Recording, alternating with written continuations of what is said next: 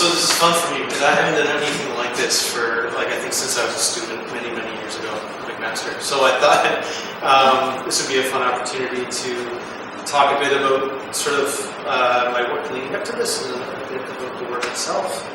And my name is John. So nice to meet.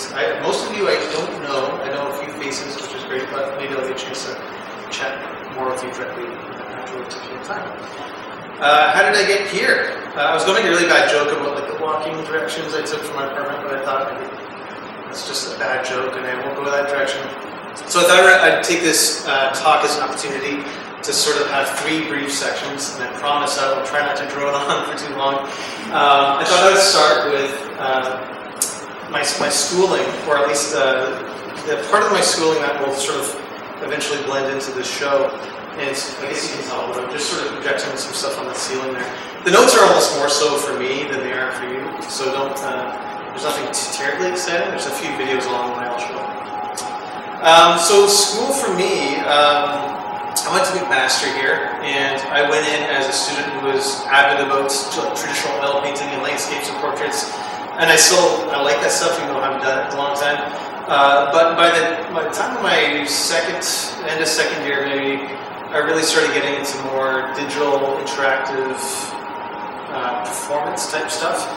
And for a long time, even as far back as when I was a teenager, I was really interested in the synchronicity and the relationship between audio and visual, and lights and sound, and how those can sort of interconnect and play off of each other. So partway through my schooling, I started playing with this I took like an old organ keyboard with an organ, and hooked it up to, each individual key was hooked up to an electrical receptacle. I plugged in 44 lamps into this thing, and then I would record music and play these lamps along to the music. So, and this was me, like, this is a little video sample. This was unironically shot in VHS. I want to point out that this was from 2004, so this is just the camera my studio mate happened to have, and a really, really old snippet to give a sense of like the stuff I was kind of exploring and having fun with. I won't play the whole thing, but and I was doing lots of experiments based on this afterwards, based on using like light and optical thereminds to see how I could translate the light directly into sound, and kind of that was sort of the stuff that was in my mind at the time. And then near the end of school, I was always into music from a pretty young age, and at some point mid-schooling, mid-university, I joined a band. I joined another band. I was in one band and joined another band. They were looking for a bass player, and they already had a tour lined up for the summer, and I was like, that sounds like a lot of fun, because I wanted to tour, but I had no idea how that worked. I didn't know how you went about booking a tour. So I was like, yeah, that sounds like fun. So I met the guys, joined the band, and after we graduated, we all got out of school and we're like, well, like, I don't know, do we just keep this going or what? And we thought, like, yeah, so let's give it a shot.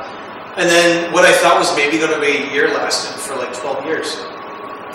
So during this time, I sort of, by default, lots of my creative resources and ideas, it was going into like writing and recording music, but it was also going into music videos, because I was the one person in the group that knew like a very, very little amount about videos.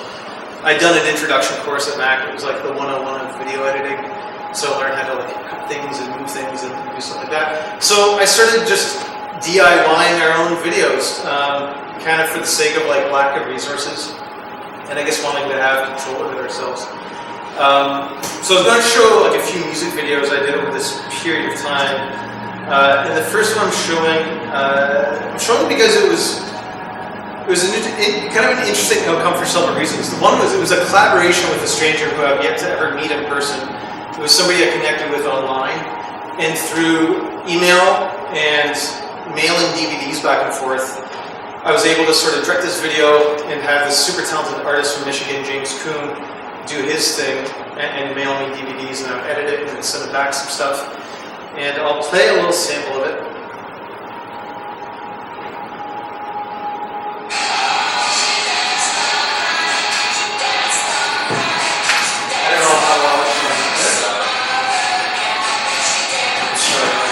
on the wall. That's a bit brighter there. So James Kuhn is this amazing artist who his art is painting his face in these crazy elaborate ways.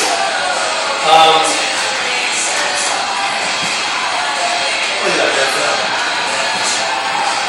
So when I originally emailed him, he was understandably pretty reluctant when he heard the song, and I was like, I get it, it's, you know, not everyone's cup of tea. But he ended up being into the idea, and I was so glad that he was, because we had this really unique thing come out of it. And this video for me was, having done a few leading up to this one was exciting because it got some traction online, and it got a bit more attention. For us personally, it became really our ticket to go to Europe for the first time, and like, I mean, it was a weird era, but like, I think this time has passed, but back when videos, like viral videos, even those, I mean, this can have a ton of views, but I had enough views that it carried some kind of weird weight in the music world, and people that book music festivals liked seeing lots of numbers on videos. Like, to me, it makes no sense, but to them, it's just like, oh, this must be a good thing, so we should book this band. So we got booked to do a festival in Germany, having never been to Europe, no connections to Germany. We played this super weird metal festival where we were not a metal band, but it was a lot of fun. And then out of that came like an extended tour in Europe, and we got to go back a bunch of times. So in a weird way, this for me was something that kind of, I guess it gave me a bit of self-validation. I was like, oh, doing music videos, it doesn't just have to be like a commercial for a band. It can be something that it's still really creative, and it can open up these other doors for other creative pursuits as well, which is exciting. And another really weird thing that I'd forgotten about until I looked up this video the other day. I don't know, do you guys remember the Silk Road? The website that was shut down because you could buy, it was like a deep web website where you could buy drugs, you could like hire hitmen, buy guns. It was crazy, and the guy that founded it, he eventually got arrested, and there's books and stuff on that guy. But one of his last tweets before he got arrested was this video, like the link to this. So if you look at this video on YouTube, like I think it's still the top comment, it says like, Ross Ulbricht sent me here. And then when I first saw that, I was like, who's Ross? And then I Googled the name, I was like, oh, holy shit, this is, like, he's in life forever with no chance of parole, like in prison for forever. He's a sketchy guy, but that was one of the last things he watched before the federal agents swooped in and took his laptop. So I also wonder if that was like on the screen when they captured him in the library down in the States. Anyways, I really enjoyed, I've been doing videos purely on my own, but I really enjoyed this collaboration process a lot because it opened up, opened up new creative doors, but it also made for an interesting project. So some years later, I got in touch with the guy that invented whack-a-mole, but he never really got properly credited with it, and he's still bitter about it to this day. He's a super complicated, interesting, kind of strange person.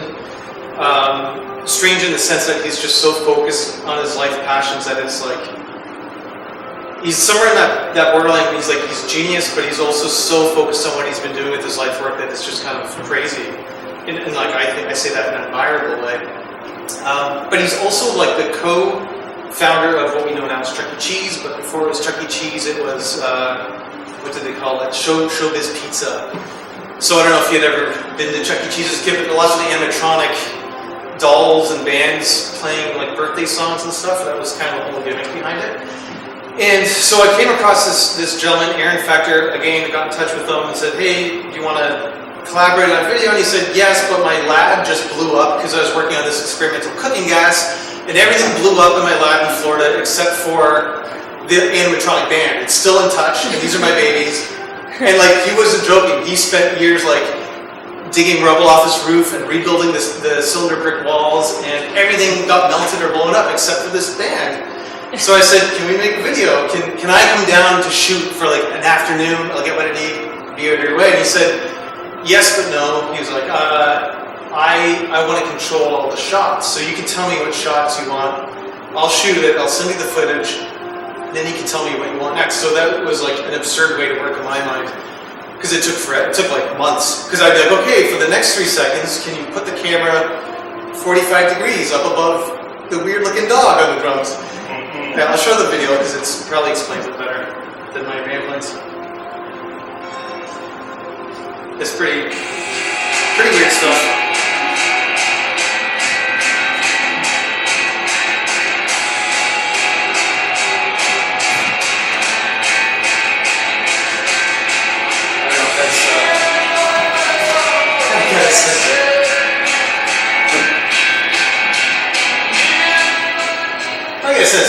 creepy robots from the 80s.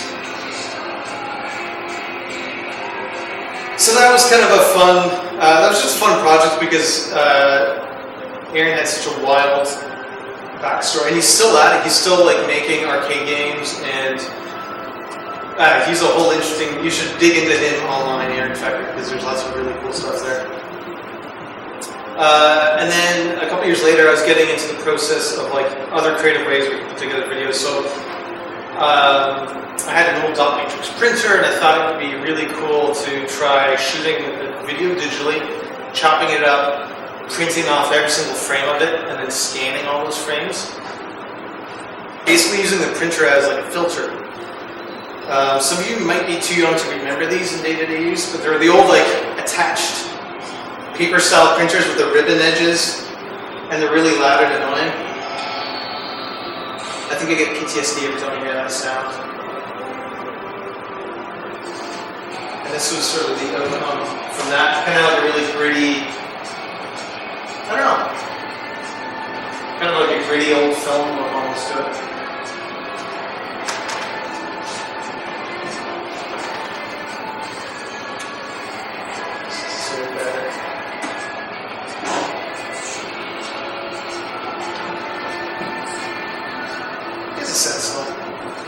I don't want to bore you with too much video.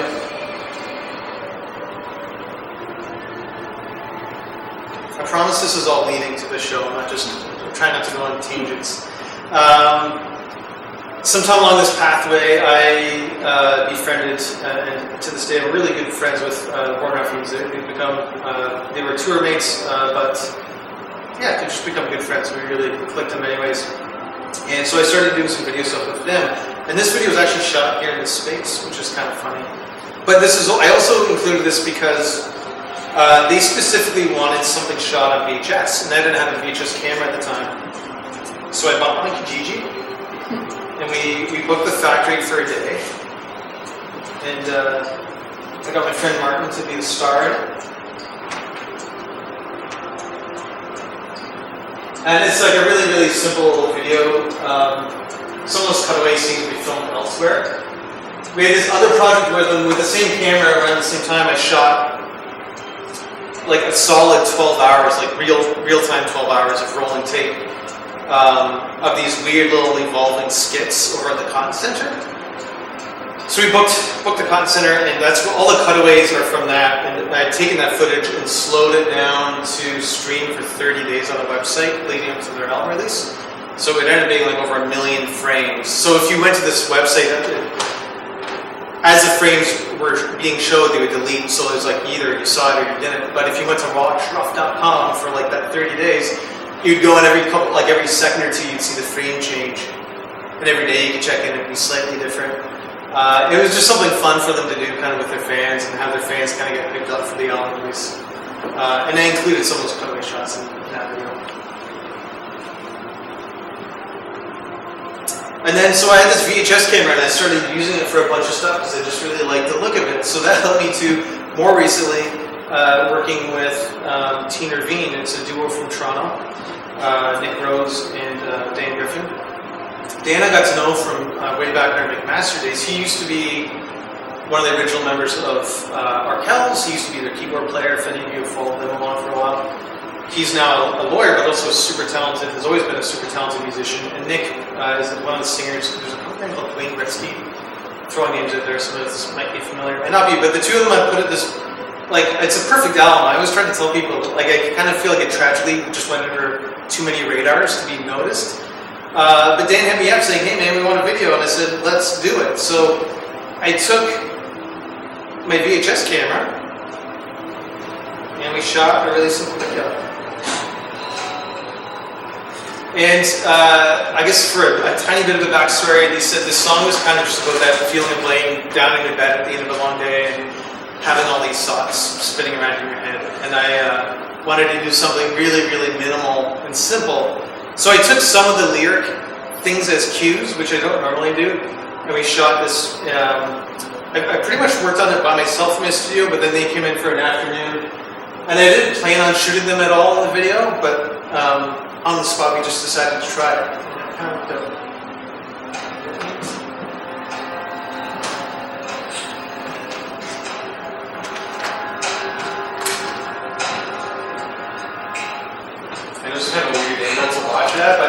We'll probably start to see some similarities between the show content and this overlay.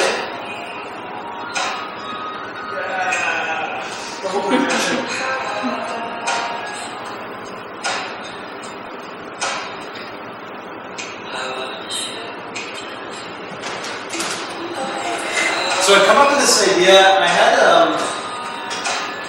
I built these like motorized lazy Susans a couple years prior to this for another art installation I did in Sudbury. And by all accounts, like I was really excited to work on that sculpture project and to go through it and make all the stuff that I made before, but I was battling so many unknowns, having never done an outdoor sculpture before, that I was up against like wind and rain and terrible weather all weekend at this festival. So I feel like in some ways it was a complete failure, but I kept these motorized bases that I made, and I just had the idea to take some physical objects, spin them around in a really minimal way, and have those relate to the lyrics of the song. So that's kind of where I think like the start of this actual show content came. Was going through the process of that video. And also OPTICKS. OPTICKS is a group, and Andrew just appeared in the back there. Andrew and I, a couple years ago, thought it'd be really fun to get some like-minded people together once a month frequently to like play with projections or other like video projections, light art, stuff in that realm, because it didn't feel like there's any local scene for that in a formal way. So we started this group, and it was just kind of an informal monthly meetup where we would just play with projectors and try out different things, often in this space. More recently, we've been working on some sort of more internally focused projects, but we're going to be doing something, I think sooner than later. I have to talk to Christina here in this space to do like another open lab style thing. So I would welcome everybody who's interested or just wants to come and hang out to come and join and experiment with some stuff. So this kind of segues all up to the show that you see here. And so I wanted to come back, after I finished Hall of Horsing, I was really happy with the look and the simplicity of it. And I really wanted to come back and sort of focus on minimalism and explore that idea a bit more. And I really wanted to get back, I'd spent so many years like doing music and traveling and doing music videos, but I kind of I was missing that like, sort of like my studio time. Like I felt like I was doing lots of projects for other people, which was cool, and I learned a ton. But I just had that hankering to get back to my own art practice, and to get back in the habit of like going to my studio and making things, and just kind of enjoying that for the first time in kind of a while. So I started doing some daily sketches using this really simple technique that I put together for the music video. And I guess like if there's one thing I wanted to have as a takeaway, it's to like make that time to just make stuff. Like I would set aside some time every day, or at least a few times a week, to just go to the studio for 1 or 2 hours and just like no pressure. I'm going to just make stuff, see what I think looks cool. Keep notes on stuff I like.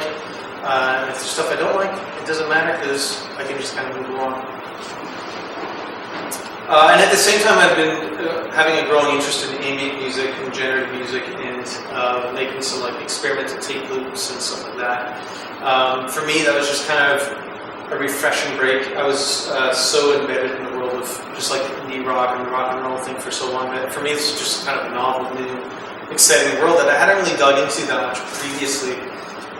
So at the same time as I was making this ambient music, I was making these video sketches, I put the two together, and I started making all of these little mini loops, sort of.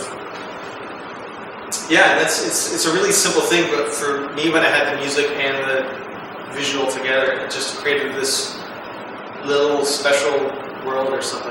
The marriage of the two was kind of unique. And on the most simplistic level, I just loved watching like the light travel around one form, whether it was a plastic bag or a piece of metal.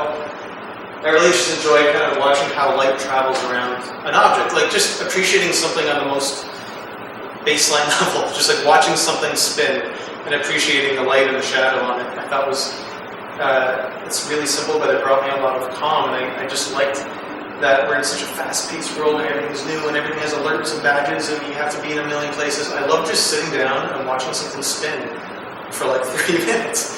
It almost became like a meditation for me. And then I didn't really go into this collection of things with a particular theme in mind at the start, but I found that I started telling myself, well, maybe this month I'll do things around just sort of this one theme that I started with, and then every month I would try to switch it up. So what you're seeing here are sort of these different month-long catalogs of, say, plastic bags, or plastic flowers, or yellow stuff.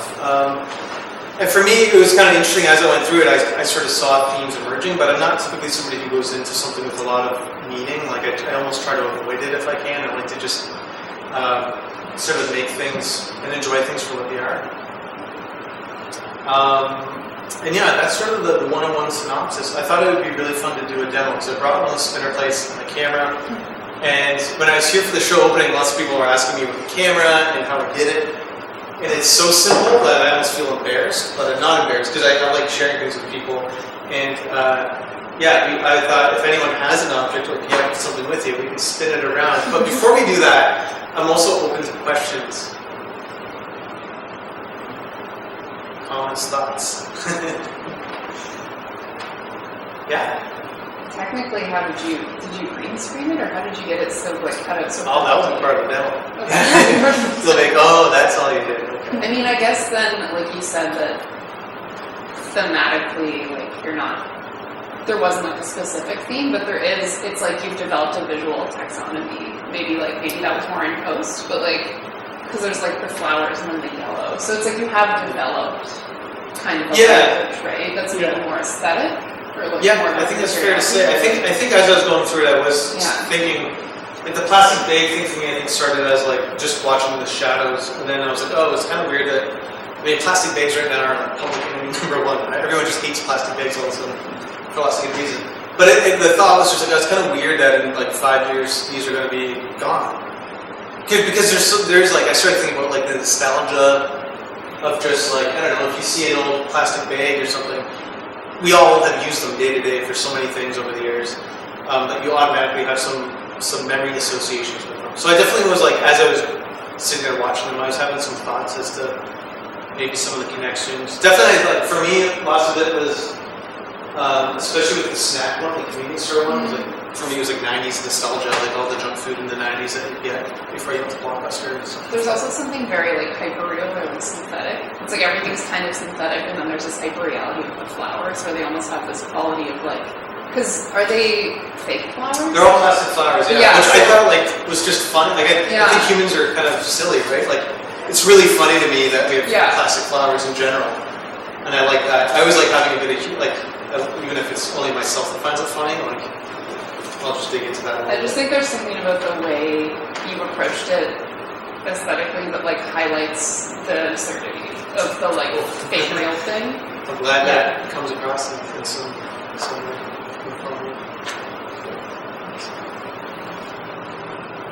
Yeah. Can you talk a little bit about maybe it's nothing, but one thing that I thought was really interesting was the sort of the automizing of the Lazy Susan, so it sort of abstracts the sort of hand from the process. And I was thinking, when I first saw the piece, I thought it was digital. I thought you just sort of like erased the hand in post-production. So I'm curious about like the sort of embodiment and its relationship between analog and digital. That doesn't sound like a question. No, I kind of see where your mind's at right now, and that's an interesting thought. I don't know if I have much depth to add to it. I don't want to say there's like some prolific reason why, or philosophical reason. It really started with me, like, I think going back to that Teen Ravine music video, it was wanting to, I really like doing things and editing them as little as possible. I like to show things kind of as they are, so to speak, I guess. So, going back to that original thought, I wanted to show these objects spinning around, but I didn't want to have to really do like any 3D digital magic with it. So I think the physicality of thinking, oh, I could spin this around on this thing I already have, it seemed like a pretty tempting idea and opportunity to run with. And then I think as soon as I saw it, I was like, oh, yeah, I like the way that looks, so I'm just going to keep on doing this. But yeah, the editing, like, so there's a couple clips here where I've overlaid, some of the plastic bays are overlaid with like a multiply, or maybe there's a screen. Other than that, there's almost no editing other than just cutting it to a loop. But yeah, for the most part, that was that. You can shoot it as is and chop it up. And like, I guess in another way, like, as I was nearing the end of this collection of stuff, I was thinking, like, is this, you know, if aliens, if they're not here already, if they land on Earth in the near future, and this is the stuff they dig up, like, it's a really strange archaeological collection of things to show that, like, humans have made and consumed over the last 10, 20, 30 years and beyond. So it was kind of like I guess you could look at it like a snapshot of human stuff, too.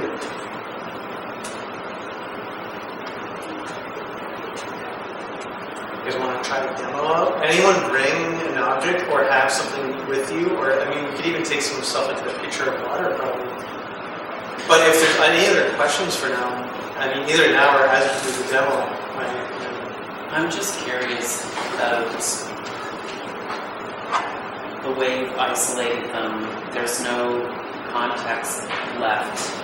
You talk about it like the object as it is, but actually, to me, you've robbed them of any narrative situation, so it's less real.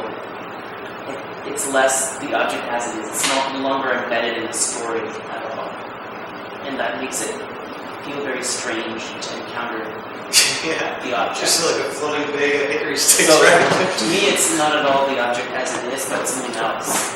Interesting. Maybe you want to reflect on that.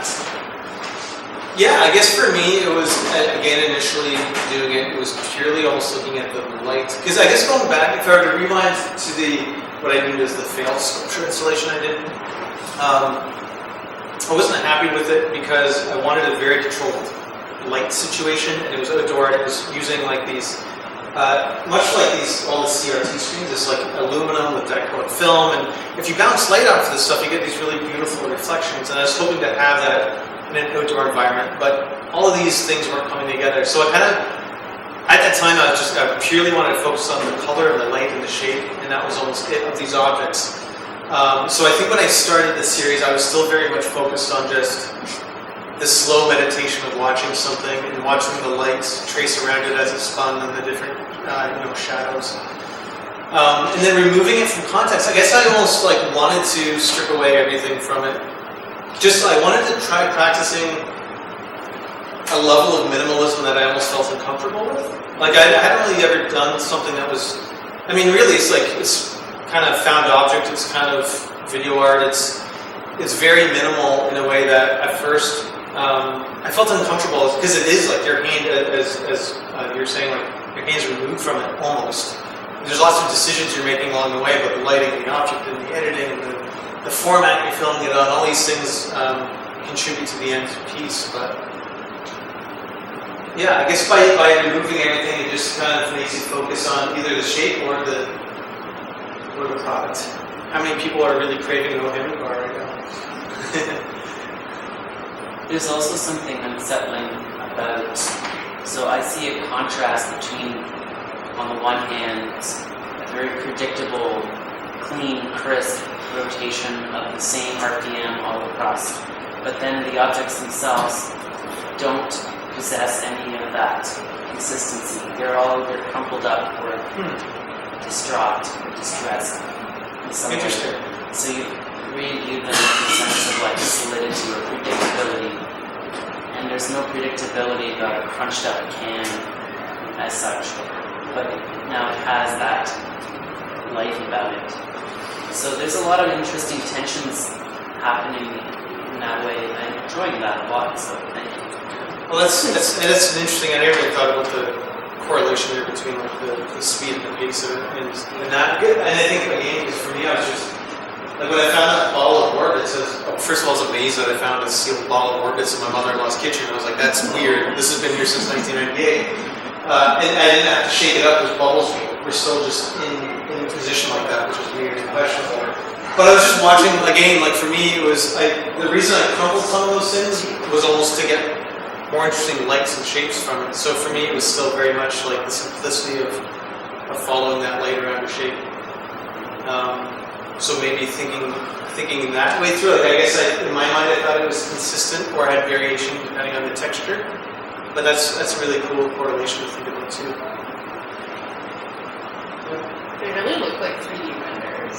I've had They look a lot several like people say that. Yeah, 3D renders. the quality of them. Yeah. It's like, Which is kind of ironic because it's on a really low-res old camera, and it's super grainy and it's gritty, and really low resolution. But these, like this, the grid shots, like these shots are blown up a little bit. The grid shots were like 100%; they weren't enlarged or shrunk at all. So the grid shots are pretty accurate reflection of what the resolution was on.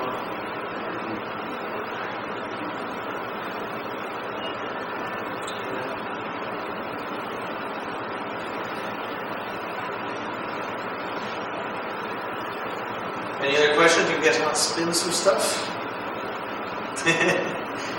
Heck yeah! Let's get it going. So I thought like I had some gear set up over here, but we could also, I mean really wherever there's some elements on the wall, which maybe since your chairs are here, maybe almost it's easier to set up a little thing over here. Let's do that.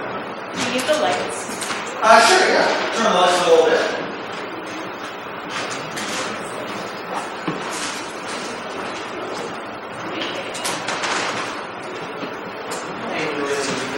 This is the camera. I got this camera on GG 5 years ago or so.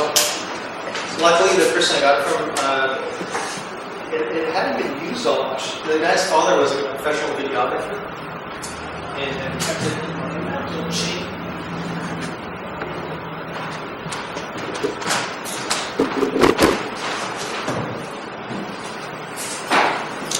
One set of spinners.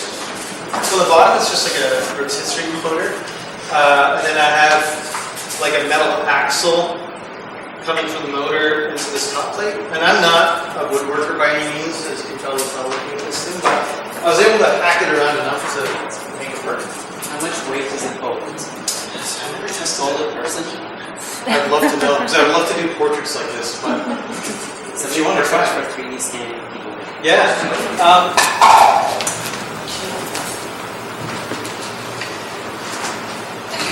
Strategically trapped.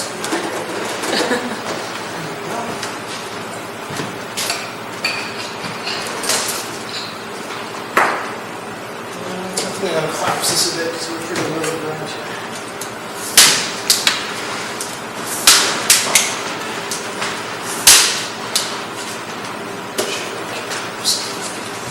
Do you record on tape or do you input digitally? Yeah, I record on the VHS tape and then I usually would just record a bunch of stuff and then I'll digitize it afterwards.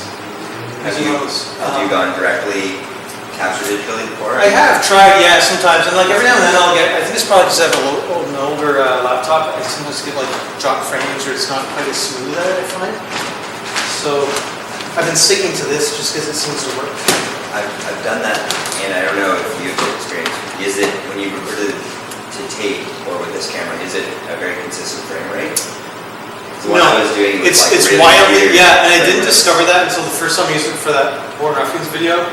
No, it was another video because there was somebody singing, and I went to sync it. And I was like, oh, this is like at moments it would sync with the words and then other times it would be wildly out of sync, and that's when I learned you had to like convert it to a constant frame rate.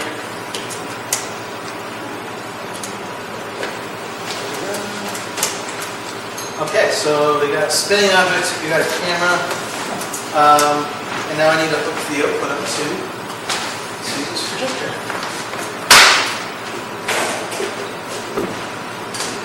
Where should we put it? That's the fun part. Maybe like on the wall.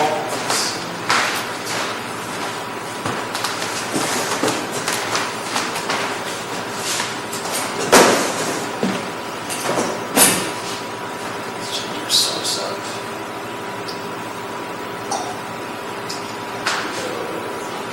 Do you want another chair?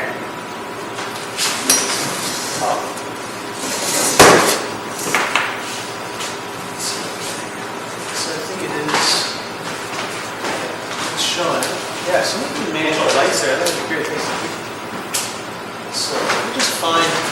it's there. We just gotta sort of position our light because right now it's just black. So let me try.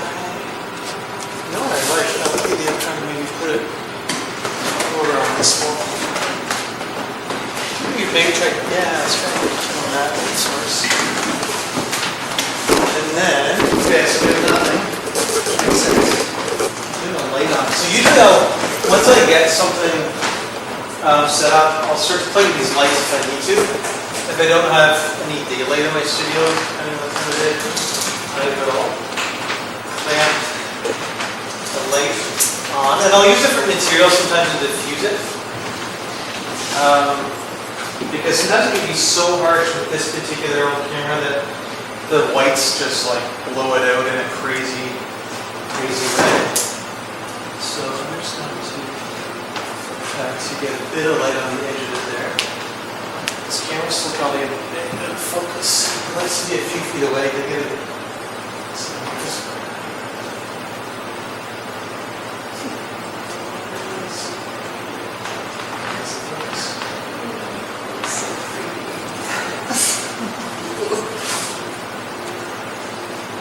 just like there's lots of variables you can play. Even at this stage, sometimes I'll put some colored films in front of the light or in front of the camera, which I haven't done so much for this show, but for other things like that teen or mean thing, I use lots of colored gels to kind of just give things a different color and look without having to do it digitally again. Yeah, it's still in focus. It's being a bit picky, but it could just be like how low contrast it was. I'm convinced. Variations. We'll get it there. Where are we going here? Where are you hiding?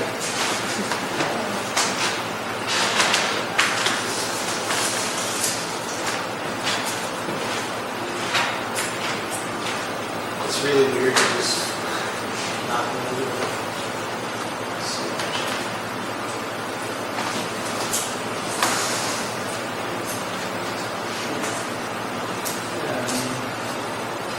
Being a darker object, it's really subtle. I still feel like it's having a hard time grabbing the focus on it. But I feel like Is the projector in focus? yeah, do that one on the Oh side. yeah, Jesus, I didn't think about that.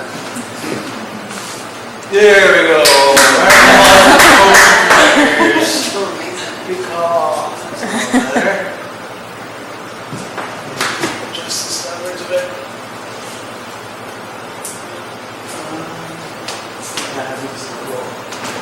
She might have a bit more focus. You see what you do with the light? Like it blows it up. I mean, kind of. I like when things kind of get messed up like that. Can we try this one too? Yeah. Maybe just lay it on its side so it's not Okay. just staying there. We can see if the sheep will keep it up. Yeah, that's cool. Oh, maybe the Chromecast can on. You sheep down?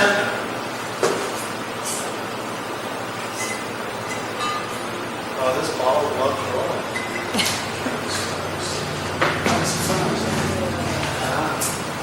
So you can see like how abstract it also makes things. I mean, that's also a really cool looking water bottle. So no one would ever think, oh, gee, look at that water bottles.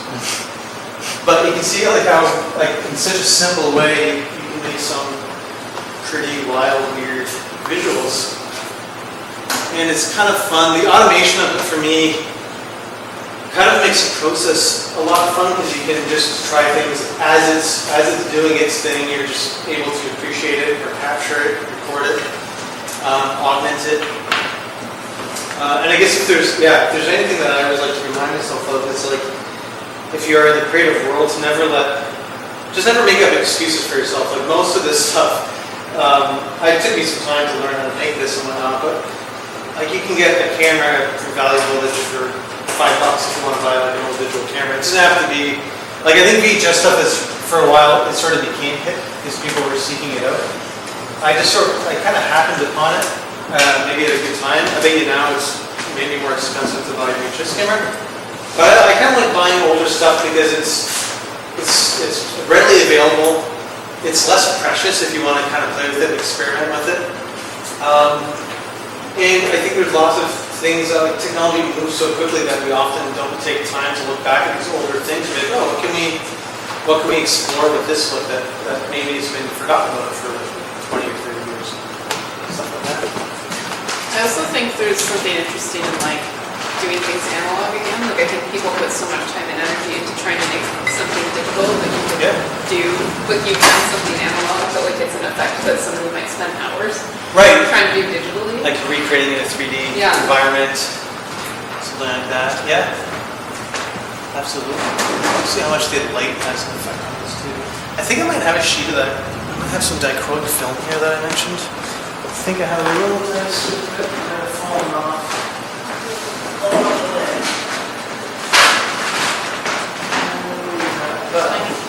It's kind of like a colored film gel that has some different colors to it.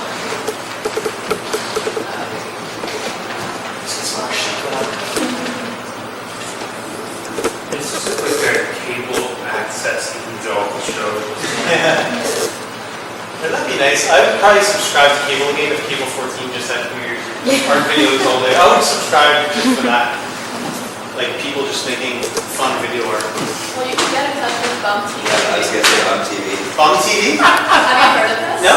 Okay, so there's a collective of artists in Toronto who are running this like online TV network, I guess, and it's just like screening videos and They would love They'll play anything that's submitted. Amazing. Yeah. That sounds like a ton of fun. And they have a green screen room and they'll help you record shows and stuff too. Cool. yeah, you could get them to play this all day. Yeah, just.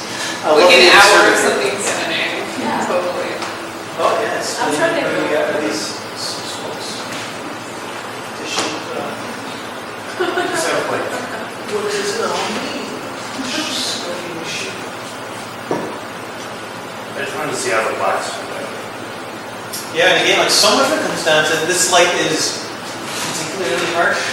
Even subtle movements really. I mean, in this case, I find that the best crispness I would get would be shooting studio windows that are facing west. So like sometimes around almost this time of day where I'm getting some of that ambient light coming in, and if it's that time of day, I don't use anything. And if I'm using, sometimes I'll just use like some white styrofoam to bounce light off of. And that's when I filmed most of this stuff. And I didn't need to use a spotlight for most of it. But if I was doing stuff at nighttime, I would kind of take the most amount of time for me was like getting lighting to work the way I wanted it to. And I really kind of ghetto way. I mean, I don't really think it's fair to say ghetto because it's just like whatever tools you use and you're happy with, that's the process. Are you still doing more stuff in this process, or is this like a body of work and now you're trying to... I think I want to keep it going, but I did take a break leading up to the show to just kind of make some edits and put it all together and finalize it. So definitely something I'm open to coming back to because I really did it because I just enjoyed this each step of the way. But I do have some other projects that I'm hoping to tackle maybe before I go back to this in like a really in-depth way again.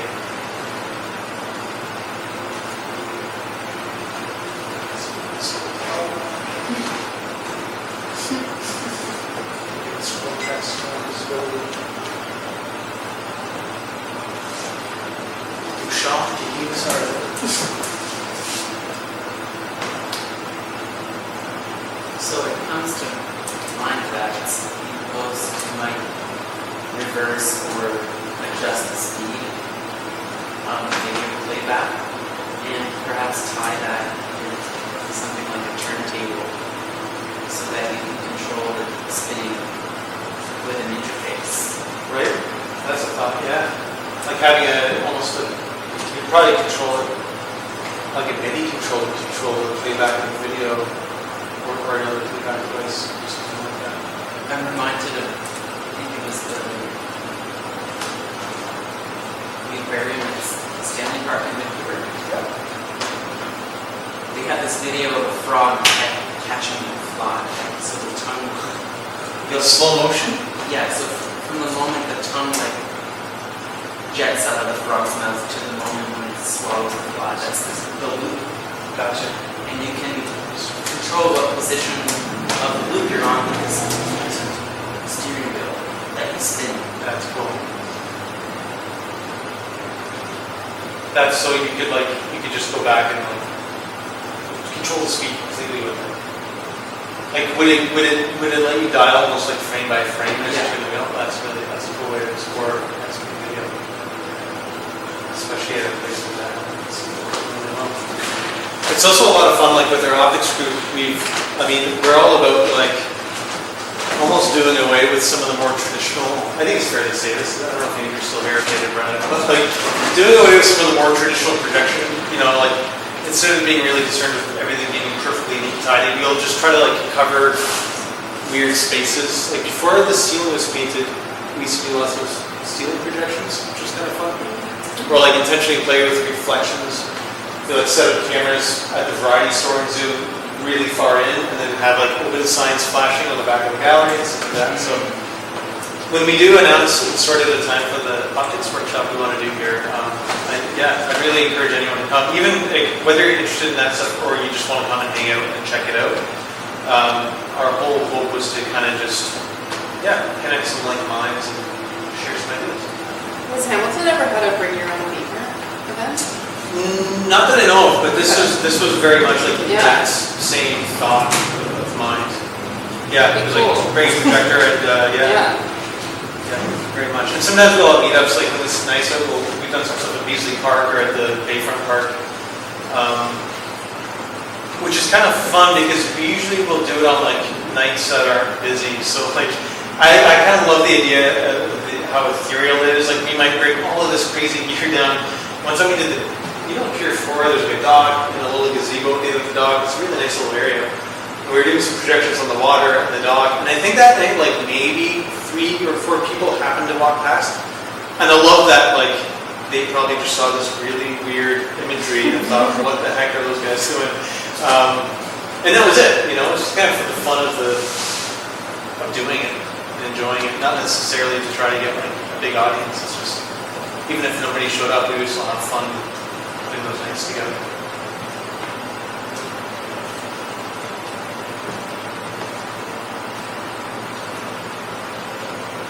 Yeah, so I guess on that note, feel free to stick around and chat as long as you want. I really thank all of you for coming out tonight, because that's awesome. I didn't know if there'd be more than just Christina and I talking about stuff. So yeah, I really appreciate everybody coming down and hanging out and spending some stuff.